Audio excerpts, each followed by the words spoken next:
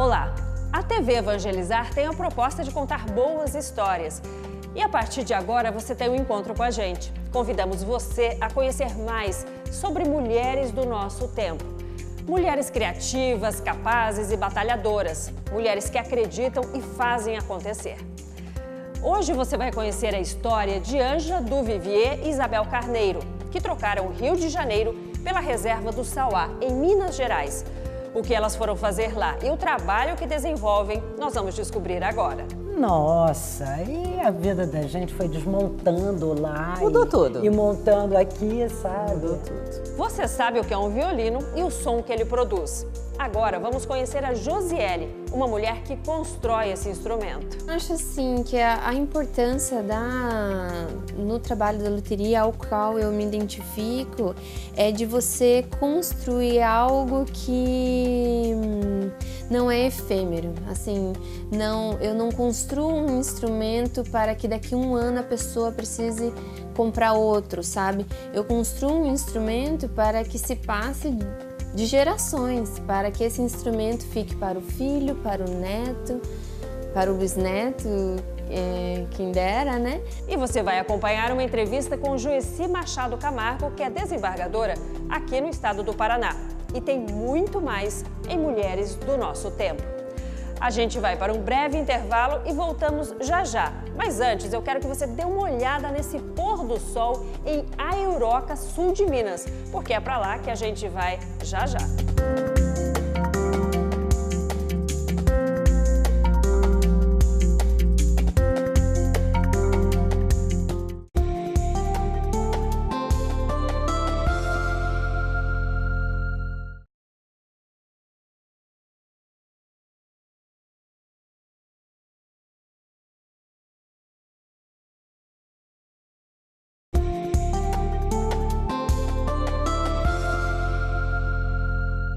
Quando chegaram a Aiuroca, no sul de Minas, há 20 anos, as amigas Ângela do Vivier e Isabel Maria Carneiro não imaginavam que um dia fariam parte da parcela feminina que representa o agronegócio brasileiro. Vamos para Minas conhecer mais de perto a história delas.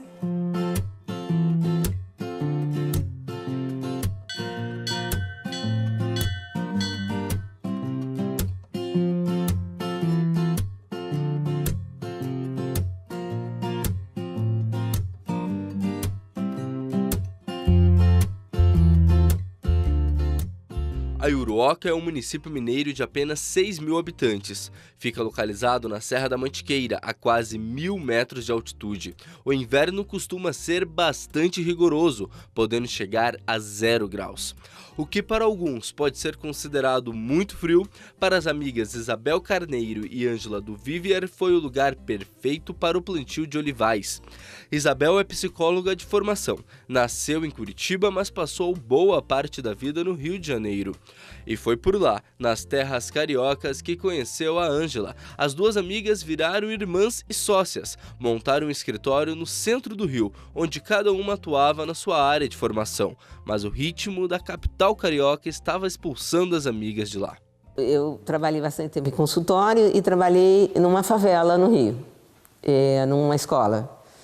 E era uma favela muito grande, a favela do Jacarezinho. Então, eu convivi com essa tensão grande de favela, até culminou com um tiroteio, que eu fiquei no meio de um tiroteio que atingiu a escola, e a gente já tinha comprado aqui. Eu falei, não, chega, eu não vou mais encarar isso. Mas aí, quando apareceu essa terra, a gente se encantou. Ela que estava procurando terra, e ela falou, a terra era tão barata, era tão o fim de mundo aqui ainda, né? É. E a Bel falou assim, a gente faz tudo junto mesmo, vamos dividir a terra?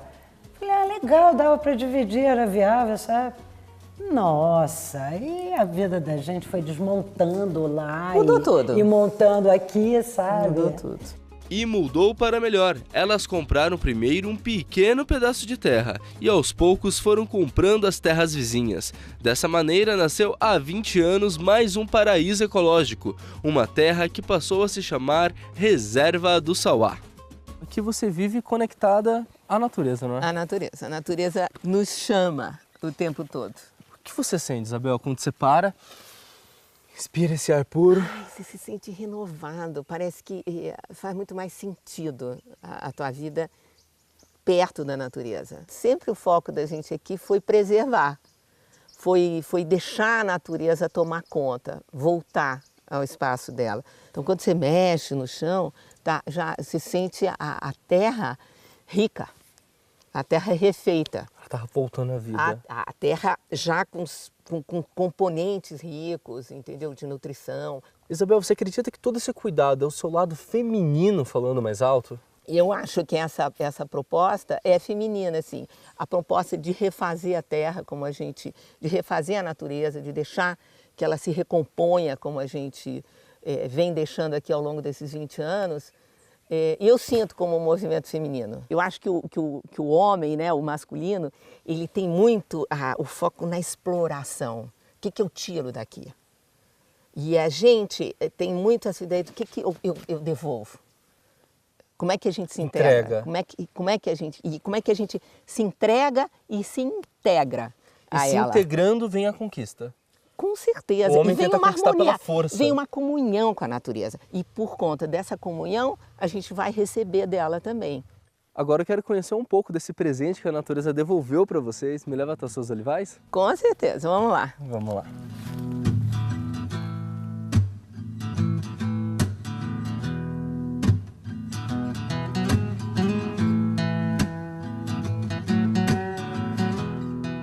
Estamos no caminho dos olivais e, Bel, vamos parar um pouquinho aqui.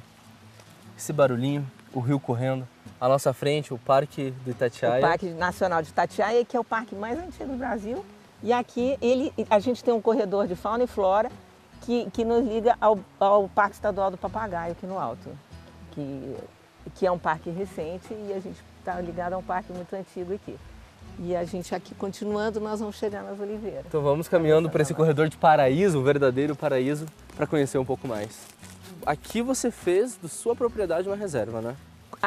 Sempre foi o foco da gente, foi a reserva, foi preservar. Foi deixar a natureza se recuperar. E a gente chama a reserva do Sauá, porque quando a gente chegou aqui, a gente descobriu o macaco Sauá, que é um macaco endêmico dessa região. Ele faz muito barulho, ele faz umas gargalhadas. E então nós chamamos de início logo a reserva do Sauá, com o intuito de dar esse foco em preservar até ter o espaço desse bicho. E aí essa coisa se manteve, foi um nome forte, o azeite se chama azeite da reserva do Sauá. E até a gente faz essa ligação entre um lugar que tem um azeite e ao mesmo tempo uma reserva florestal, uma reserva de fauna e flora. Vamos conhecer então o lugar onde brota esse azeite. Com certeza. E no terceiro bloco, o azeite produzido por Ângela e Isabel recebeu na Itália menção honrosa. Elas trouxeram para o Brasil um prêmio de qualidade sensorial e química disputado com outros 400 azeites do Hemisfério Sul. Como elas conseguiram isso? A Secretaria Especial de Agricultura Familiar e do Desenvolvimento Agrário aponta que as mulheres têm papel fundamental na agricultura familiar do país. Elas colocam boa parte do que chega à nossa mesa. Mais de 14 milhões de mulheres que estão nas lavouras, comunidades quilombolas e indígenas, nas reservas extrativistas, são protagonistas da agricultura familiar no Brasil. 45% dos produtos são plantados e colhidos pelas mãos femininas. Segundo dados do Censo Agropecuário de 2010, as mulheres que vivem e trabalham no campo são responsáveis, em grande parte, pela produção destinada ao consumo familiar e contribuem com quase 40% do rendimento familiar. O índice é superior ao registrado nas áreas urbanas. São elas que garantem a produção dos alimentos, cuidam das sementes, do manejo ambiental adequado, das águas, garantindo a qualidade de vida na família e de todos nós.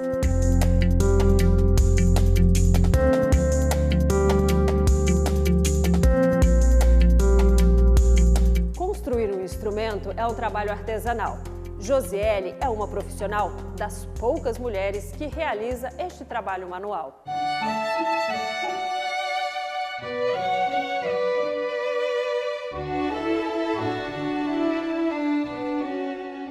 Não deixa de ser uma combinação de ritmo, harmonia e melodia, Mãos firmes, procedimentos precisos, técnicas apuradas.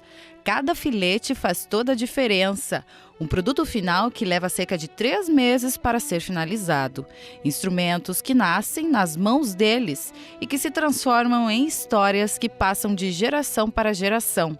Assim é a profissão de um luthier, o profissional especializado em construir instrumentos de corda.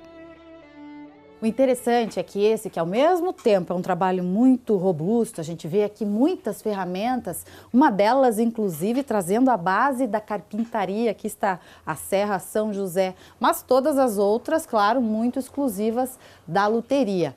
Ao mesmo tempo, é um trabalho que pede muita suavidade, delicadeza, cuidado. E aí a mão de obra, claro, precisa ser especializada. Que tal a de uma mulher?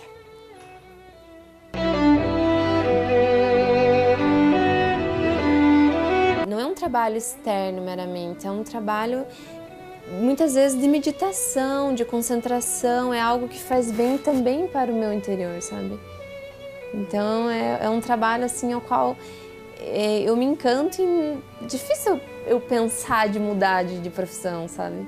Josiele é uma das poucas mulheres à frente desta arte no Brasil.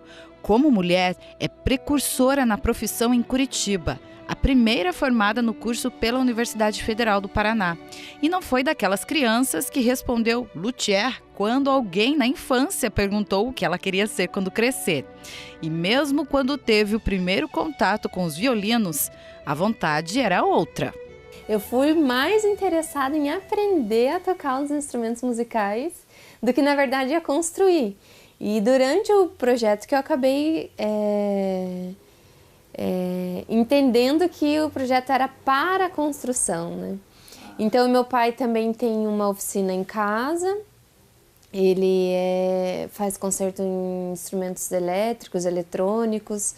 Então, eu cresci assim, vendo meu pai trabalhar muito com as mãos, né? E isso acabou, acho que eu trouxe isso para mim, assim, né? Tanto que eu sempre digo que a luteria me encontrou, né? Eu não fui ao encontro da luteria exatamente por não ter esse histórico familiar, né? Eu não vi avô, tio ou pai, irmão trabalhando com isso. Quando eu comecei a participar desse projeto, interessada na parte musical, instrumental, assim, de aprender a tocar, e me dei conta que eu estava dentro de um ateliê aprendendo a construir. E o profissional mesmo me falando que eu tinha talento, que eu tinha mão para luteria, então eu falo, nossa, a luteria me encontrou, né? A madeira utilizada na fabricação faz toda a diferença. Ela precisa ser necessariamente de qualidade. Os acabamentos também vão fazer toda a diferença. Por isso, muita paciência e negociação na hora de equilibrar os 2 pilares da vida desta luthier: trabalho e família. O meu projeto familiar é tão importante quanto o profissional. Então eu consigo conciliar de uma maneira muito proveitosa assim para as 2 partes, né? É uma profissão interessante porque como eu tenho um ateliê e trabalho em casa, ele me proporciona essa maleabilidade de trabalhar com o tempo. Por exemplo, eu trabalho, como eu te falei, eu já sou mãe, né? Então eu consigo conciliar os horários, assim, consigo trabalhar, se não deu para trabalhar na parte da tarde, consigo trabalhar na parte da noite. Eu posso fazer assim, o planejamento do mês, esse mês eu preciso de tanto, e consigo produzir mais, consigo reduzir se for em casos de alguma necessidade, de ausência no trabalho. A fé também é um elemento muito importante para a excelência do trabalho dos luthieres, que tem padroeiro, viu? O São José, ele é padroeiro, né, dos carpinteiros, e também ele trabalhou bastante com madeira, né? Então ele acaba sendo padroeiro do trabalhador, do operário, e ele também é padroeiro dos luthiers, né? Então São José é um santo que a gente tem bastante fé, né? Pede sempre a proteção. É uma profissão muito antiga e já pouco comum entre os homens. O luthier precisa dominar a sonoridade do instrumento, entender de música. Se não for assim, o instrumento pode ficar comprometido para executar uma nota. Tudo precisa ser muito bem elaborado e refinado. E uma mulher nesse universo, a música só tem a agradecer. Eu consegui trazer a feminilidade, a delicadeza para uma profissão basicamente masculina. Apesar de na Europa terem várias mulheres que já trabalham com luteria, é praticamente 50% assim, dos cursos tem várias mulheres e vários homens. Aqui no Brasil ainda não, são pouquíssimas mulheres, tanto que em 8 anos de curso na Universidade Federal, eu fui a primeira e agora nesse ano que teve mais 2, então é pouco, né? Então eu consigo trabalhar com máquinas, com ferramentas que normalmente homens trabalham mais, né? Tem mais esse gosto por trabalhar com isso. Então eu me considero assim, no meio de mulheres em que eu conheço, em que eu tenho amizades, quando eu falo que eu trabalho em bancada, com madeira, com formões, com facas, limas e toda essa coisa, né? Serras. Então acaba sendo diferente, né?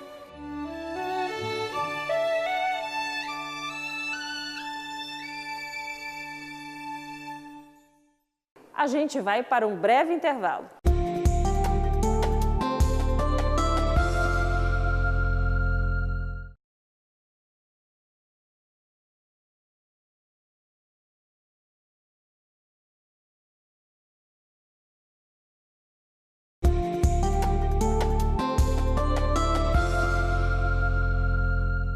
Como duas mulheres que moraram a maior parte da vida na cidade, aprenderam a produzir azeite e até ganhar prêmio internacional. Será que foi sorte?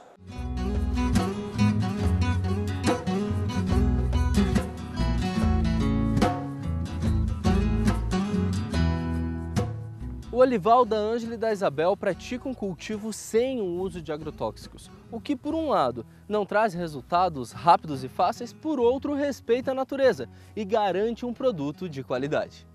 E elas fazem mais. Recentemente adotaram uma técnica de poda radical, que tem dado o que falar.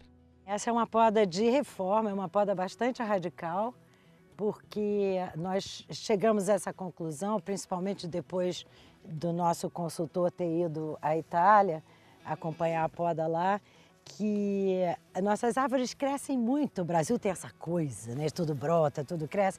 E elas em pouco tempo se juntaram e fizeram um bosque lindo para fazer um piquenique, mas não lindo para tirar um óleo, né? Então a gente está aprendendo a fazer. É uma poda que você faz para depois ir conduzindo a árvore para onde você quer, com o mínimo necessário de madeira e com os brotos estrategicamente colocados para você colher com facilidade, né? Porque nós já temos aqui a questão do terreno montanhoso, que já complica um pouco, né? Está levantando muita polêmica até essa poda, porque existe uma corrente que acha que não se deve mexer durante tantos anos na árvore. Mas ela tem que ser conduzida, porque senão depois, mais tarde, é como uma cirurgia. Você vai fazer uma cirurgia num tronco já mais maduro, já é um trauma maior e tudo mais, né? Você acha que esse fato de arriscar, de sair do tradicional, sair do óbvio, é uma característica feminina? Não ter medo de fugir das regras? As mulheres, durante muito tempo, tiveram que achar os seus caminhos para fazer as coisas, né? Porque o tradicional, muitas vezes, não era nem permitido, né? Então, eu acho que existe na gente uma flexibilidade maior, sim. E eu acho que no caso da oliveira, uma coisa que eu sinto que é bastante feminina é que a gente está tentando compreender a árvore. Porque existia, principalmente na fruticultura, uma ideia de abrir em taça, a qualquer preço. E é muito violento.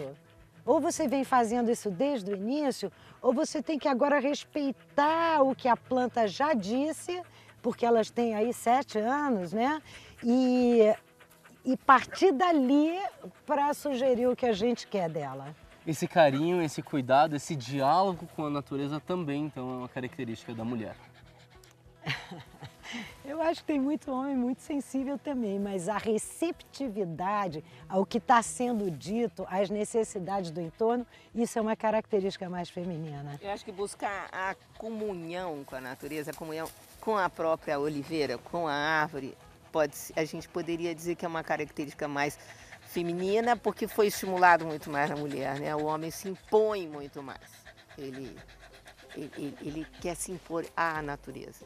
E a mulher, eu acho que ela busca mais integrar-se à natureza. Além das dificuldades que o próprio trabalho na lavoura traz, as sócias precisam encarar ainda o preconceito e machismo no dia a dia. E até na questão da gente se propor a fazer um olival orgânico, uma produção orgânica de azeite, muitas vezes os homens ficam incomodados. Os homens são mais que a gente vire comerciais. É como se a gente estivesse fazendo bobagem. Brincando, né? Vocês estão fazendo isso por hobby, não é para ganhar dinheiro? Claro que é. Uma vez teve um grande empresário de São Paulo, produtor de laranja, que chegou aqui e falou: vocês estão fazendo isso aqui, não é comercial, né? A gente falou: como assim não é comercial? Não, porque eu não posso fazer orgânico. Ué, eu tenho que pôr Roundup porque eu preciso ganhar, eu não posso fazer graça. Como se o que a gente estivesse fazendo fosse graça. Na verdade, ele se ofendeu com o trato de vocês. Exatamente, mas são muitos. Ele acha assim, se vocês estão fazendo é porque é uma coisa que não pesa, é brincadeira, é coisa de mulher. Se fosse um homem fazendo... Se fosse um homem, aí é uma grande produção e é adubação química mesmo, que é assim que funciona. É um empreendedor nato, ele arrisca. Nós estamos cercadas aqui de florestas e água limpa, que se a gente faz uma adubação química, se a gente põe inseticida, desce imediatamente para o rio que está ali. E aí a gente contamina toda essa água, peixe, etc. e tal. Não faz sentido, não faz sentido. A nossa proposta é integrar o olival a uma reserva natural. E não abrimos mão disso de jeito nenhum. Isso pode ser feminino, mas a gente não abre mão disso, dessa criação, que é a integração dessa produção de azeite com a reserva. Todo esse cuidado e amor que elas têm pela natureza também está presente no trato com os funcionários. Trabalhar para elas é muito bom, porque elas são uma pessoa muito ótima. Quando a gente precisa delas, elas estão sempre presentes. Nunca tive que reclamar delas. Eu fiquei um bom tempo desempregada, querendo trabalhar muito. Daí eu conheci elas aqui e comecei a trabalhar lá nas oliveiras. E gostei muito. Nossa, fiquei super feliz de estar lá nas oliveiras. Esse carinho e dedicação com os funcionários e com a natureza já tem trazido resultados surpreendentes. Nosso azeite concorreu a um prêmio na região de Le Marche, na região central da Itália, num campeonato importante, um campeonato mundial, vamos dizer, de azeite, e concorremos na categoria Hemisfério Sul e recebemos uma premiação de honra ao mérito pela extra virgindade, pureza e notas, né, qualidade sensorial que o azeite recebeu. Construir a forma, eu acho que é um trabalho que tem a ver com o feminino. A gente faz isso na oliveira, a gente trabalha desde pequena, a gente cuida, a gente não pode plantar um olival e abandonar. A gente tem que tutorar essas plantas, conduzir essas plantas. Eu acho que isso é uma característica feminina do trabalho da olivicultura, que é desempenhado por homens, e às vezes bem desempenhado, às vezes não, mas eu acho que tem muito do que da mulher aí, né, na olivicultura brasileira. Na reserva do Sauá aprendemos que os ingredientes perfeitos para extrair o melhor azeite são ousadia, delicadeza, olhar feminino e respeito à natureza. A terra a gente sabe que está cansada, então a gente não quer que essa aqui, eu sei, é um pedacinho minúsculo, é uma gota d'água no oceano, essa reserva do Sauá, mas é um lugar em que a gente, aqui, esse cuidado vai existir. E eu acho que pode ser que a gente chame isso de feminino, de um cuidado materno com a mãe terra, entendeu?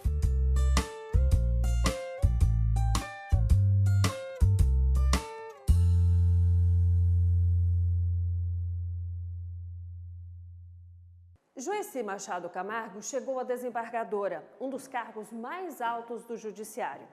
No Tribunal de Justiça do Paraná, ela julga as decisões já tomadas por outros colegas juízes.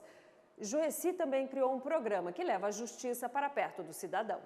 Desembargadora, hoje você ocupa um dos mais altos cargos no judiciário. Você é daquelas pessoas que planejou chegar até aqui? Você planejou a sua vida ou ela foi acontecendo? A minha vida foi acontecendo na medida da minha caminhada. Eu não planejei, muito menos ser desembargadora. Na medida que a carreira foi andando e a necessidade, em virtude de um trabalho que eu desenvolvo, é que eu cheguei até aqui.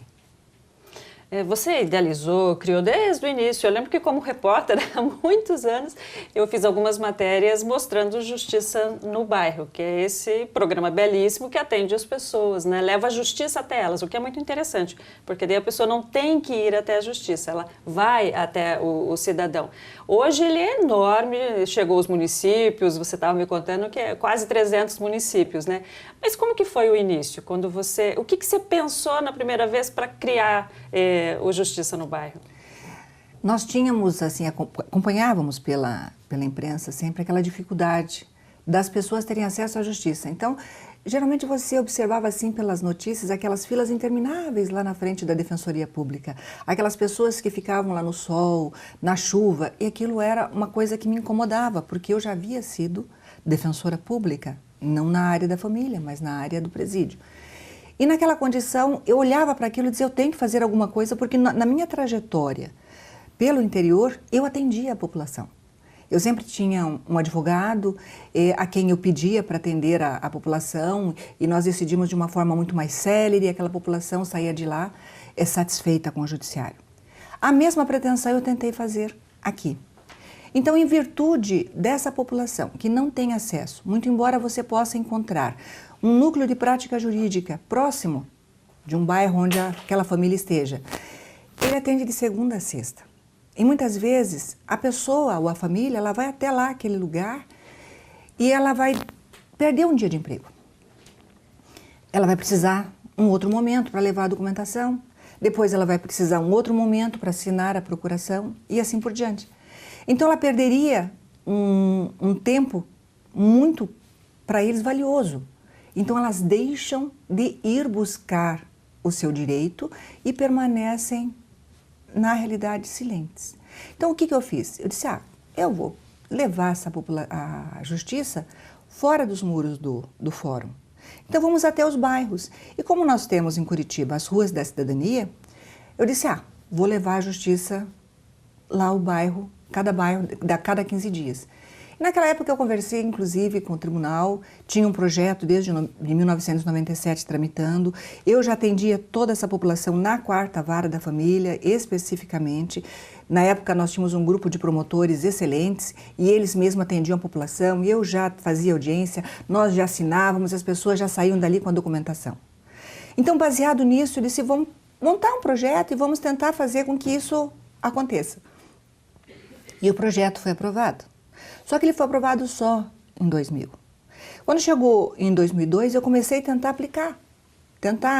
Fui na época conversar com a prefeitura e a ideia era levar a justiça às ruas da cidadania a cada 15 dias, nos sábados, para que essa população tivesse acesso. Eu iria então com 3 faculdades, naquela época era a Federal, a PUC e a Tuiuti, e mais o Ministério Público e a Defensoria Pública, para atender aquela população. Se você observar, Rose, o projeto, ele começou grande, ele não começou pequeno. E aí nós usávamos a Rua da Cidadania também para utilizar os serviços que lá existem para o povo. Como é de fácil acesso, então você vem de uma rua para outra tranquilamente pelo ônibus. E lá você teria acesso não só às secretarias da própria prefeitura e serviços, como você teria também acesso à carteira de identidade, à carteira de trabalho, à agência do empregador, tudo no sábado, para que, quando eu estivesse lá com toda a equipe, eles pudessem ter atendimento. E foi essa a ideia. E no primeiro momento que nós fomos atender, isso foi dia 29 de março, aniversário de Curitiba, de 2003, o primeiro evento, que foi lá no Bairro Novo. Tinha muita gente? Muita. Conseguiram atender? Conseguimos. Naquela época eu disse assim, mas será que o povo vai, né? Porque às vezes você se prepara tudo, será que eles vão? Foram. Nós trabalhamos muito. Terminou que horas isso? Nós terminamos acho que umas 7, 7h30 da noite. Dali a 15 dias nós fomos pro Boqueirão, triplicou. Aí nós fomos, dali a 15 dias, pro Pinheirinho. Aí começamos a chegar de madrugada. E assim foi. Até em 2005, quando eu passei a atender também os municípios fora de Curitiba e atendermos as comarcas do interior. E para atender as comarcas do interior, eu não tinha como fazê-lo sozinha, justamente por causa da estrutura. Eu dependo da estrutura do município, da estrutura de serviços, daquelas pessoas, aqueles serviços sociais que podem vir ao encontro da população. Aí então começamos a trabalhar junto com o Sistema Fecomércio, o SESC, SENAC, que eles também têm um trabalho de serviços, né? E eu disse assim, não, nós temos a mesma parte de serviços e vocês também têm, então vamos unir. Então nós unimos e dali em diante hoje nós temos uma parceria em todo o interior, toda a estrutura do evento é feita pelo SESC e pelo SENAC, o casamento é organizado e estruturado totalmente pelo SESC, junto com as prefeituras. Casamento coletivo, né? Uhum. Quantos casamentos você já chegou a fazer num evento como esse? Eu celebrei 1.534 casamentos de uma vez só. São 1.534 casais. São mais de 3.000 pessoas. Em 2005, na frente do Palácio. O ano passado, eu celebrei mais de 1.400 casamentos na Arena, no Atlético. E se você me perguntar assim, quantos casamentos você celebrou ao longo do Justiça no Bairro? Mais de 20.000. Eu acredito que eu tenha sido, na condição de juiz de direito e desembargador, que é uma deferência que nós fazemos para a celebração, que você se reveste de juiz de paz, para celebrar um casamento, e essa deferência é dada por portaria e designação do próprio presidente. Eu acredito que eu já tenha quebrado todos os recordes. Falta algum, então? Ai, nem sei, porque acho que já fiz tanta coisa. A nossa vida, o Justiça no Bairro sempre está crescendo, sempre está trazendo novidades, nós não ficamos estáticos, né? Tudo aquilo que você pode entender como fora do alcance, aquele direito que as pessoas têm, não têm esse direito, mas elas chegam até nós pela facilidade de comunicação e elas encontram sempre uma resposta, sempre uma saída. Esse é o mais importante. Difícil sair de lá sem uma orientação. Então nós fazemos desde toda aquela parte da família, desde um divórcio, desde um alvará, até mesmo uma curatela. Nós temos médicos do Exército, que é meu parceiro, para atender justamente estas situações. E assim segue uma série de projetos que atendem a área jurídica. Desembargadora, ouvindo assim falar, parece que as coisas vão acontecendo e tudo é lindo, tudo é maravilhoso, mas assim, você deve ter ouvido muito não. Embora, até uma vez, quando numa reportagem eu comentei com a equipe, eu falei assim, essa mulher, eu acho que ela não aceita um não, essa daqui ela vai em frente, vai embora, ela nem ouve isso. Mas deve ter tido muito não, né? Talvez até por ser mulher, eu não sei se faz essa diferença, mas quando você ouve o não, o que você faz? Ouvi muitos não, saí chorando de muitos lugares, mas nunca desisti. Porque eu tenho aquele ditado assim, quando se fecha uma porta, se escancaram as janelas. Então, quando a porta está fechada, eu olho e vou encontrar uma janela aberta. E eu passo pela janela. Então, eu procuro ensinar isso a todas as pessoas. Os obstáculos, nós podemos removê-los. Se nós não conseguirmos destruí-los, mas nós podemos saltar por eles. Então, é proibido dizer não na Justiça no Bairro. Você também, né? Você acha que ser mulher faz alguma diferença hoje? Talvez antes tenha feito muito. Ainda hoje faz? Você sente isso? Ou como desembargadora isso não existe por ser um cargo tão importante? Hoje, chegando aqui, você como desembargadora, você é respeitada com todos os seus colegas e tudo mais. Mas não foi fácil. Por ser mulher, nessa trajetória toda, não foi fácil chegar até aqui. Porque a mulher, pela sensibilidade da mulher, e o homem, por ser um pouco mais razão, um pouco mais... qualquer coisa que o homem possa falar, mesmo que seja de uma forma até mais ríspida, ele sempre será o homem. E se a mulher tiver uma atitude, às vezes, um pouco mais ríspida, então já vem aquelas piadinhas da mulher, né? Então, não é tão fácil assim. Mas a mulher, ela tem que derrubar essas barreiras. Não com um aspecto feminista, mas como um ser humano igual. Então, por isso que eu digo, você não pode ter não. Você tem que seguir, você não pode desistir, jamais. Teve algum fato assim na sua vida que marcou? Porque às vezes aquele fato faz você repensar todas as coisas de uma forma diferente, né? Tem algo na sua vida, seja lá atrás, em algum momento que sei lá, que definiu tua vida, que te levou a fazer tudo isso? Porque hoje o que você faz é ajudar muita gente. No fundo é isso, né? É uma forma de ajudar as pessoas. De onde vem isso? Eu venho de uma família muito humilde, de uma mãe maravilhosa. Então, uma família desestruturada, uma mulher que teve que criar as 4 filhas sozinhas, porque o marido a abandonou. E naquela época não tinha pensão alimentícia, então ela teve que se virar sozinha. Era em Londrina, né? Que ano foi isso? Foi em 1964, 65, naquela época, né? Década de 60. E uma mulher sozinha com filho já era muito complicado naquela época. 4. Com 1 já seria com 4. Com apenas o 4º ano primário. Então, uma situação muito delicada, e a minha mãe teve que enfrentar aquela diferença que existia, né, pela própria sociedade. A mulher desquitada, a mulher viúva, a mulher abandonada, ela passava a ficar à margem da sociedade e eram até mesmo discriminados os filhos daquela mulher, né? Principalmente porque ela era muito jovem e era uma mulher muito bonita. Então, sempre existe aquela situação assim de você, das outras mulheres ficarem, às vezes, né, com receio, etc. Mas isso fazia parte daquela daquela época, do comportamento daquela época, né? Mas nós conseguimos superar tudo isso. Eu passei a estudar de bolsa de estudo. Minha mãe foi zeladora do SESC. Veja que coisa. Minha mãe zeladora do SESC em Londrina, onde nós íamos ajudar, eu e minha irmã, a limpar o SESC. E hoje ele é meu maior parceiro no programa Justiça no Bairro. Tudo isso veio daquela... Tivemos muita ajuda, Rosi. As pessoas nos ajudaram muito. Nós tivemos muitas oportunidades. Eu estudei de bolsa de estudo no melhor colégio de Londrina, que na época era o Instituto Filadélfia.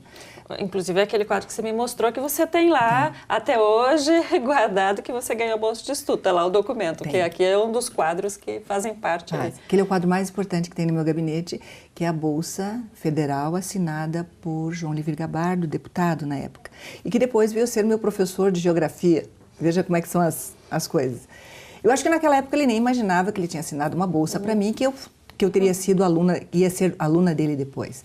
E que hoje eu acredito que ele sabe, ele deve saber que ele assinou as bolsas de estudo para mim, como na condição de deputado federal. Porque era pedido que ia para ele e ele assinava, mas eram bolsas de estudo do Brasil como um todo, né? Mas ali, como eu disse para você, tantas pessoas nos ajudaram, tantas pessoas contribuíram para que você chegasse até aqui. Você tem que dar esse retorno. Então, o que eu fiz? Toda a minha vida, todos os meus estudos, tentar ajudar o próximo, fazer um pouco mais daquilo que eu posso fazer. Porque um dos defeitos das pessoas é se fechar.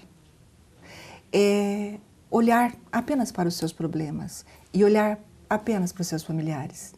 Esquecendo que nós temos, da nossa direita, na nossa esquerda, na nossa frente ou atrás de nós, pessoas que precisam ser ajudadas e que nós podemos fazer tão simples. Às vezes nós podemos fazer algo que lhes dê satisfação. Podemos não dar a elas talvez tudo, mas podemos dar o conforto, às vezes até de um abraço. Desembargadora, eu procurei por você nas redes sociais, né? E eu vi nada de Face, Instagram, Twitter, não te achei em lugar nenhum. Você não gosta de estar nas redes sociais? Qual que é essa tua relação? Eu não preciso da rede social. Você já se comunica com todo mundo. Enquanto a gente estava aqui conversando, entrou todo mundo, você já recebeu, já atendeu? Você atende pessoalmente? As pessoas me encontram. Tem aqui o nosso centro de atendimento do Justiça no Bairro, onde começou a Justiça no Bairro, que foi ali onde eram as varas de família, na frente da prefeitura, né? Nós estamos lá, as pessoas me encontram em todos os lugares. Se eu for ao posto de gasolina para colocar gasolina, as pessoas me encontram, conversam. Se eu vou no supermercado, as pessoas param, conversam, eu atendo. Eles ligam no tribunal, marcam a hora, eu vou lá, atendo. Porque eu faço aqui dentro do meu gabinete, até as 2, até as 3 horas da tarde, eu estou no gabinete. E depois eu estou a tarde toda no Justiça no Bairro, lá atendendo a população. Então não tem como eles não me acharem. É mais fácil, inclusive. Mas eles se comunicam por e-mail, né, do Justiça no Bairro, por telefone. Então não precisa de rede social, né? É fácil te achar. E assim, ajudando tantas pessoas. A gente estava conversando, você comentou comigo de uma situação pessoal que foi a doença do seu marido, que teve câncer. Há um momento em que você fala, puxa, eu ajudo tanta gente, eu faço tanto. Tem esse sentimento? Por que isso acontece comigo? Às vezes, você chegou a ter se fazer essa pergunta? Que é tão pessoal, enfim, não... Não. Nenhum momento te passou, puxa, por que foi acontecer isso? Nós todos temos um tempo. Nós todos temos um tempo aqui. E a nossa passagem, ela pode ser uma passagem boa ou pode ser uma passagem efêmera, sem que você deixe absolutamente nada. E o meu marido foi uma pessoa muito importante na nossa vida, né? Foi meu primeiro namorado, né? Tive 3 filhos com ele. E ele me acompanhou toda a carreira. Te apoiou em tudo? Em tudo. Ajudava até a fazer pesquisas, né? Quando ele se aposentou e tudo mais, que daí eu continuei e ele aposentado. Ele dava aula, mas nos ajudava. Quando veio a doença, que é uma doença que está aí, né? Nós não conseguimos fugir, né? Eu rezei muito. Eu procurei conforto na oração. Porque eu agradeci a Deus por ter vivido ao lado dele. Vocês foram durante quanto tempo? Quase 40 anos. 38 anos. 3 filhos, né? Então, eu agradeci. Então, a gente tem que agradecer o período que você conviveu com aquela pessoa e procurar levar dele as boas lembranças, não as lembranças de dor e sofrimento. Tanto que eu não tenho nenhuma fotografia dele, eu não guardo nenhuma fotografia dele nos momentos de agonia, etc.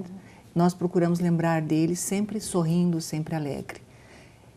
Então, não tem como se revoltar, porque nós temos um tempo. E ele foi muito importante. Tanto que ele faleceu na segunda-feira e no final de semana eu tinha Justiça no Bairro, em Paranaguá. Você foi? Fui. Porque ele jamais concordaria que eu ficasse sofrendo, sendo que eu poderia oferecer muito mais às pessoas. Então eu fui oferecer o meu calor, a minha força, o meu carinho a todas aquelas pessoas. Eu nunca deixei de atender. Acho que é daí que vem a tua força, né? Dos outros, né? Acho que de alguma forma elas te devolvem força também para você continuar fazendo aquilo que você acredita. Devolve. Teve um episódio há muitos anos atrás ali na Vara de Família e eu tava difícil de continuar com o programa Justiça no Bairro, tudo. E era uma situação bem delicada, eu tinha muitas atribuições e havia muitos contras e tudo, porque todas as vezes que você modifica alguma coisa, existe também uma rejeição. As pessoas não gostam muito elas tendem a resistir, aquela mudança. E eu estava na sala de audiência, fazendo audiência, e qualquer pessoa que chegasse abria a porta da audiência e me encontrava, era fácil. Se um advogado quisesse um despacho, eu despachava na hora, mesmo no meio da audiência e tudo mais. E de repente eu escutei uns gritos, e bem no dia que eu disse, gente, acho que não vamos conseguir continuar, né? A pressão era muito grande. E eu escutei uns gritos. E aí eu abri a porta, era uma senhora que estava bastante machucada, muito machucada. E ela viu, só a senhora pode me salvar, caiu nos meus braços, assim, no meio de todo mundo, assim.